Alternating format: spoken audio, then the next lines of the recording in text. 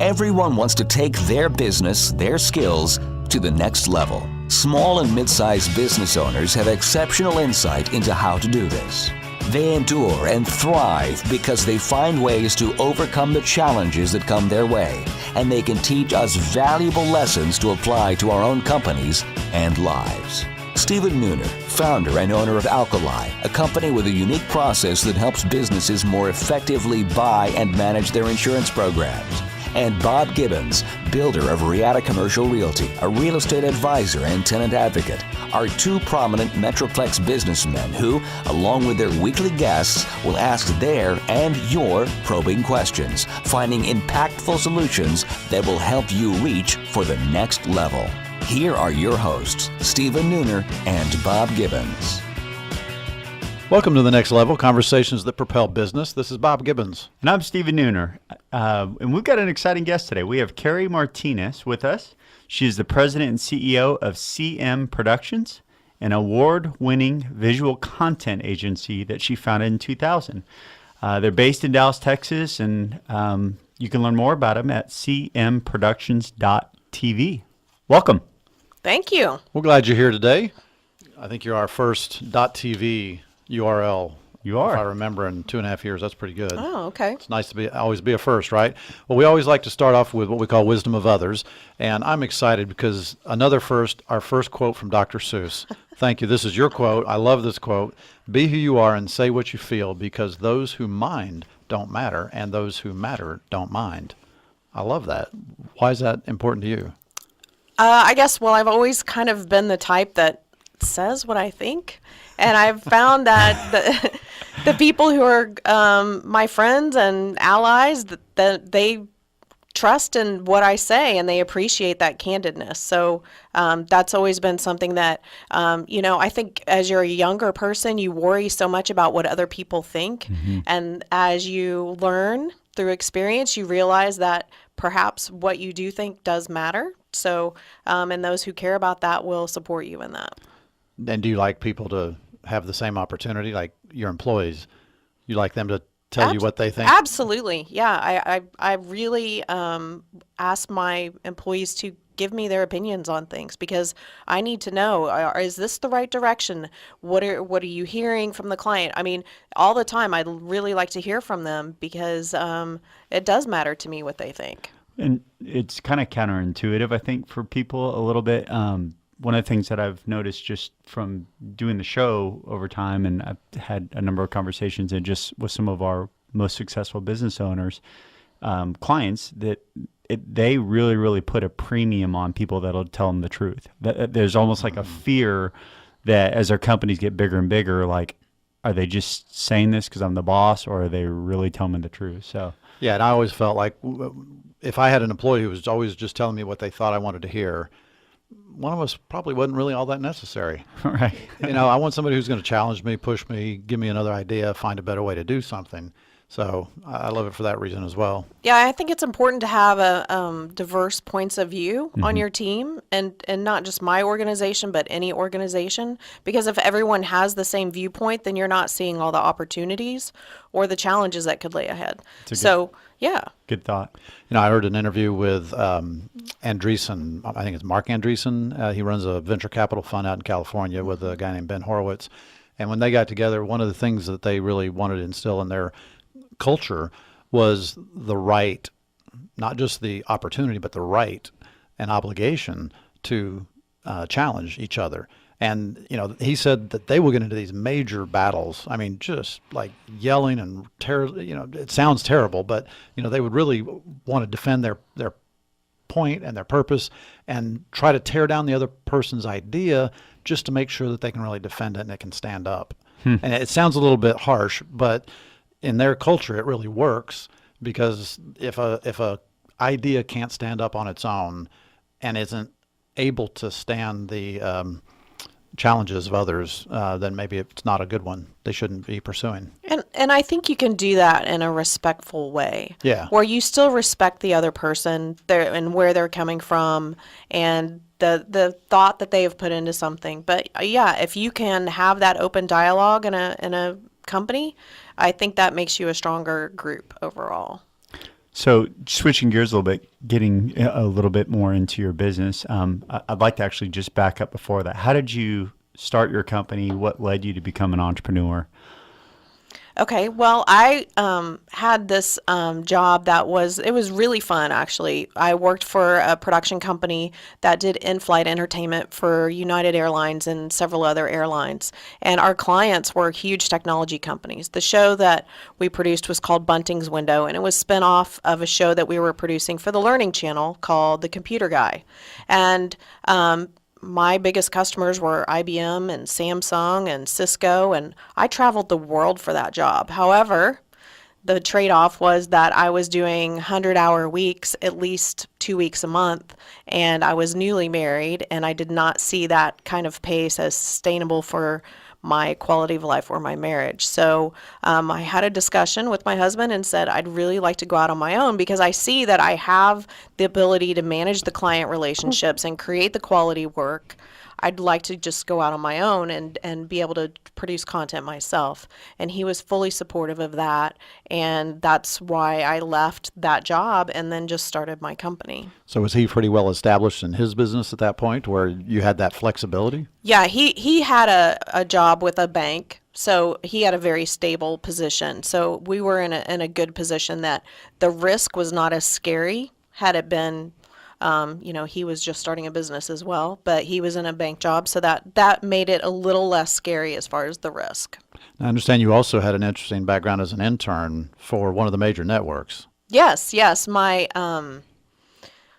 that was my first internship with CBS News, and they have a bureau here in Dallas. And Scott Pelley was one of the reporters here in Dallas, so I got to work with him pretty closely in that internship. Great guy. Learned a lot about reporting and crafting the story from him. So that was a real interesting way to kick off my career. And so how did that morph into your business plan? So what do you guys do? Who do you do it for? So CM Productions is a visual content agency, and that means we change hearts and minds through visuals and sound. And the way we do that is intelligent storytelling. We really like to dig down and figure out what in a story is going to capture people's hearts and minds, whether you're trying to persuade them, educate them, or just make them feel something. Maybe you need them to have more empathy at work. So that's where we did that, and the basis of that is in journalism. And do you have like an example? Of a successful project or something kind of outside the box? Really outside the box? Sure. Okay, well this goes like beyond journalism. This is a project that we just did in the past year, and it was quite fulfilling for me to see it come to fruition. We have a client, we've been working with them for many years, and they have a customer show that they do every year, and that we've been producing customer stories for them. So the typical 16 by 9, when I say 16 by 9, something that fits in your TV screen, pieces that we would do that would be stories about their customers. About them, or like the success that the success that they've had with the business services that our client provides. Got it. Okay. Well, we have become more and more involved in their shows and actually producing their shows. So that means we have a producer there all day for those customer shows, running the content for everything to make sure everything goes smoothly, working with the AV company that puts up all the equipment for that. Well, the previous year, they had wanted to try something very different and out of the box, and it didn't work. And it was because the planning had not happened. And the thought about what it would look like, it was kind of an afterthought. And they brought us in at the end, and we said from that, hey, we'd really like to see you put the budget money that you did for that towards something that we plan. And so what we suggested to them was a 70-foot wide screen that would span the entire end of the room that would then become the stage. And from that, we created visual content that would be projected across that 70-foot wide screen. And so the aspect ratio was something crazy like 5,000 pixels by 1,200 pixels. And so we had to go out and acquire some footage in 4K that would help span that screen so it wouldn't back up or break up. Then we had to think about each part of the day, who was presenting, and what we wanted that to feel like, and then the supporting lighting around that, how that would feel. And so all day long, we had this full motion video going on behind on the screen. Some of it was more dynamic than others. Some you needed it to be subtle, so people were paying attention to the presenter. But it was a full day of content, and we were able then to also project the 16 by 9 typical, their PowerPoints. They still wanted to do that, so we could do that picture in picture on top of what we had presented. And then also our typical 16 by 9 customer stories. And I think we had 5 or 6 of those that we did for that day. Wow. So the technicality of actually doing this involved 3 projectors and blending those, and that's not something that we had done, and nor can you just test that in your office. So, or test a 70-foot You don't have screen a in your screen office. like that just laying around? No. So we had been looking at it on our small screens. I think the biggest screen we had looked at it on was a 55-inch. So we had to get it up and see how it worked. And, it was like, cross your fingers, this is going to work. We think it's going to work. We have all the technical stuff that we know it's going to work, but we haven't seen it happen. Wow. So the night before was the soonest we could get into the ballroom to set this up. And it took all night long. We didn't sleep. And the show was the next morning, and our rehearsals were at 6 a.m. There were a few hiccups in the rehearsals, but once the show happened, it went off without a hitch. And it was so satisfying to see that come together. I bet. Well, that's such an interesting application of what you do, because normally when we think of companies that do media production like yours, I'm always thinking it's going to be seen on a screen, A website. a computer at home. a mobile phone, or whatever, YouTube. I don't really think about it being seen in a live event context. So that's really unique. Do you see that this blending of so many different media types and live events and all that kind of stuff, is that a new direction, or something that you've seen in the past, and this is just new technology applied to that? I think it's an evolution of what the sophistication people have now about using visual content. I think there's the technology side that, yes, that has improved and makes things easier and maybe not quite as expensive to do. But I think people are also becoming more sophisticated in what they expect. And so I think that's kind of coming together, and we have to be innovative all the time to think about how that technology and what people expect can work together to really wow someone. So that's really taking the technology and applying it. But in the end, is it more about the technology, or is it more about you've mentioned changing hearts and minds a couple of times already. So I'm assuming that it's more about the story and the way it makes people feel. And is that more important than the technology? Yes, you use the technology as means to an end, but it's the intent of the content that you're presenting that makes the real difference. Yeah, I love the idea of all these different ways to make it happen, but I guess you also have to figure out where it's going to be seen, because if you can't take that same content and then put that on a YouTube video and It's have not it do as anything. interesting. No, it doesn't have the same feel by any means. If you saw it on YouTube, or like when we were iPhone or something, we were yeah. doing approvals with the client and they're looking at it on their computer screen, it's like this across. Yeah. It's like real long and skinny across the screen. It doesn't even fill the screen Very because you underwhelming. can't to fit side to side. So yeah, it's different. Well, we're going to go to a break. When we come back, what role have mentors played in Carrie's success? What makes for a good mentor or mentee relationship? Stick around. And now, Confessions of a Recovering Landlord. Today's confession: tenants are not a landlord's primary client. Believe it or not, tenants are not just second on a landlord's list of clients, they're actually number 3. Landlords consider the investors who give them money to buy buildings their number 1 client. That makes sense. If they give them the money, they get to buy more buildings. That's what landlords are in the business to do. Tenant rep brokers are actually the number 2 client, because while a tenant may sign a lease once every 5 years, the tenant rep broker may show that landlord several deals during that same period of time. So the tenant rep brokers are considered by landlords to be the number 2 client. And then the tenants who actually pay the rent are number 3. Seems shocking, but make sure that you're represented by a broker to move you up on the food chain when dealing with landlords. What is the dream for your business? Is it to grow, scale, and make an impact in the lives of your team members and your industry? Or just to create more freedom for yourself? Too often, administrative complexities get in the way, such as keeping up with regulations, buying and managing the ever-changing and increasing cost of insurance and human resource solutions. Do you ever spend time wondering, are we really operating as efficiently as we can? Are we properly insured? Are we Affordable Care Act, Trump Care Act, whatever Care Act is next, compliant? The solution we're currently using helped us get from 2 to 20 employees, but is it what we need to get to 200? If so, you likely need an active partner and solution to help you take back control, and Alkali can help. At Alkali, we have a long-term solution called the Empowered Advantage that puts business owners and their executive teams back in control with maximum value and minimal effort. Our strategies allow you to shift your focus back to your dream for your business, and best of all, our process adjusts with you as you grow. Entrepreneurs, business owners, and their executive teams who work with us have more control and operate at higher levels than their competitors. Are you ready to go to the next level? Visit alkaliservices.com or call us today to get started. Hi, I'm Calvin Carter, founder of Bottle Rocket.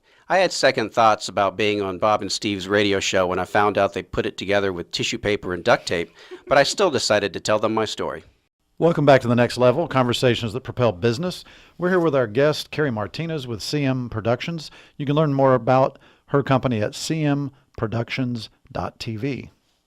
So I kind of tease it as a hook, but I know just from prior discussion that mentors have played a big role in your journey. And I'd love for you to just kind of share about that, because I think I know so few people that have actually sought out mentors. I don't know if you sought them out or they just found you. I'd just be curious for you to share about that, because I think that's important to the entrepreneur. Yeah. So one of my mentors, Paul Pariseau, is actually a natural because he's also a client. So I've worked with him. Actually, I was an intern for him a long time ago at WFAA, and then he went and took a corporate position at a company. And then when I started my company, he started to bring me in to do work there. Oh, wow. And so as my company has grown, he's been kind of a sounding board from the client side on, what I could do to improve. So he's been wonderful. That's wonderful. And then a more formal mentor is Joanne Brummett, who was formerly the CEO of Carly. And she told me that from one of the very first meetings I had with her was you need to always have a handle on your numbers. And she showed me how she looked at hers on a weekly basis. And I did not have that same kind of setup. For me, it was like, do I have enough money in the bank to pay the bills that are coming in? And will I get to pay myself anything? Sure. So that mentoring from her and looking at the stories and those numbers, I really learned a lot from her. Another thing she also told me, and at the time I couldn't even imagine, was that I needed to get an assistant. Okay. And that sounded like an extravagant expense to me that I could never imagine having. It took me a few years, but then finally I decided, hey, it's time. It's time to have an assistant. And in this mentorship situation, was this a formal mentorship where you sought her out for some reason and said, I want you to be my mentor? I mean, did you meet on a regular basis? How did that relationship go? Good question. We started through the Women's Business Council Southwest.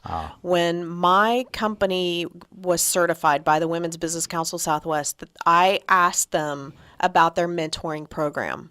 And so they connected her with me. And our businesses could not be more different. She is in the business of manufacturing metal parts and pieces for different companies. Yeah. I was like, okay, well, I'm a services company, but the advice she gave me, and we met on a regular basis for about a year. And the advice and those meetings were incredibly valuable to me. And now I don't have a formal mentee, but I really want to be a mentor to young women coming up because that was like so valuable to me. Well, and it sounds like the advice she gave you transcended business in a lot of ways. So of all the advice and wisdom, right? What was probably the most impactful for you personally? Probably the assistant, talking about the assistant. At the time, my youngest was probably less than 1 year old. Okay. And I was already struggling with leaving my 2 boys, who are now 8 and 11, to go and work.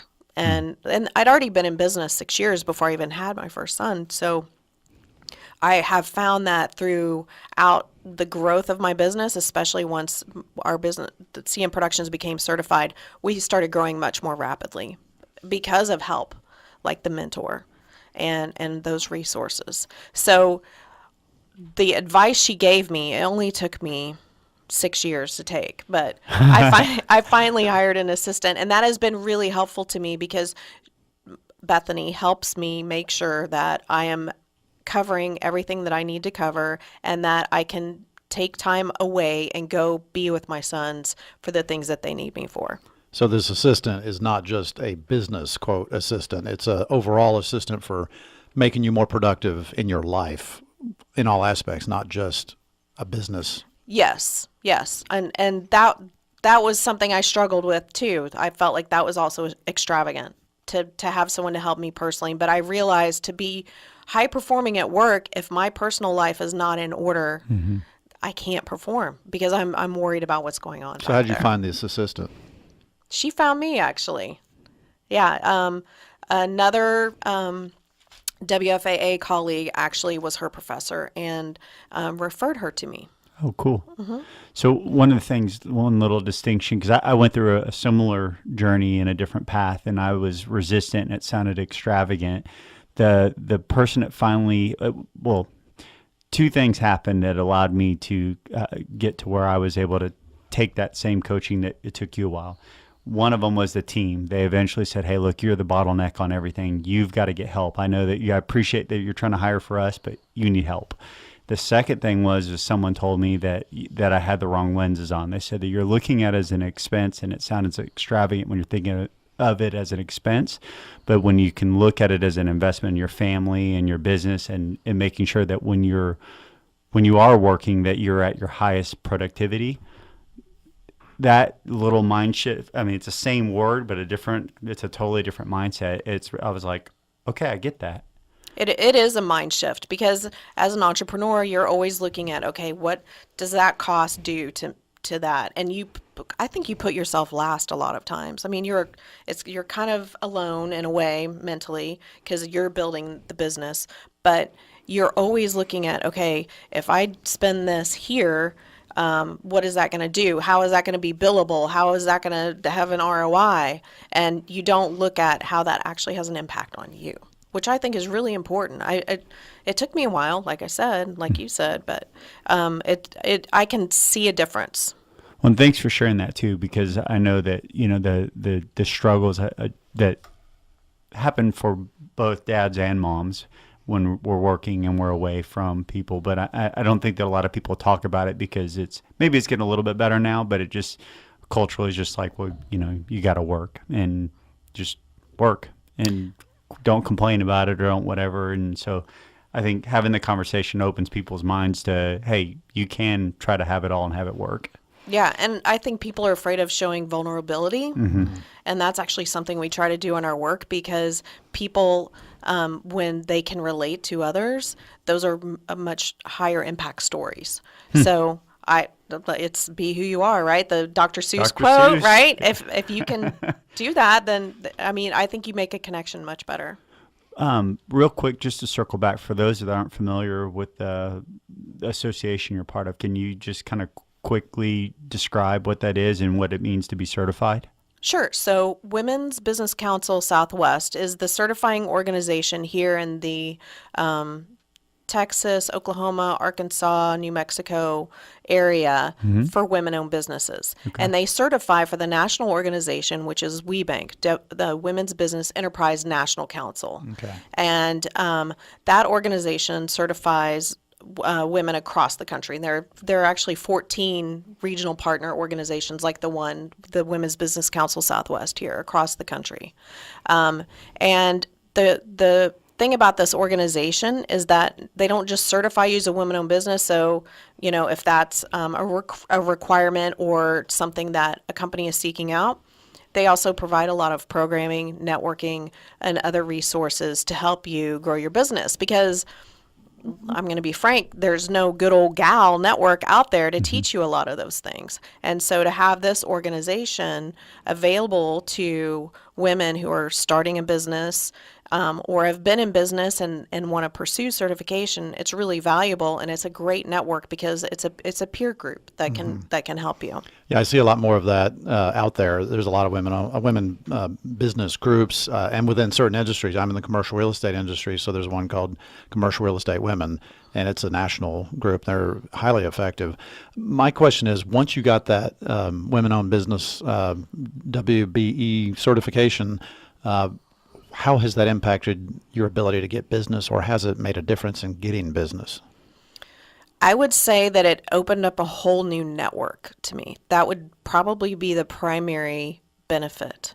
And I've actually increased revenue 300% since certification. Nice. Wow. And that's Congrats. Thank you. And that's from doing business with people who have the same belief in inclusion and diversity and bringing those different viewpoints to the table. And so, I mean, big clients have come to the table from that certification, and that's because of the networking. It's not because I have a certificate.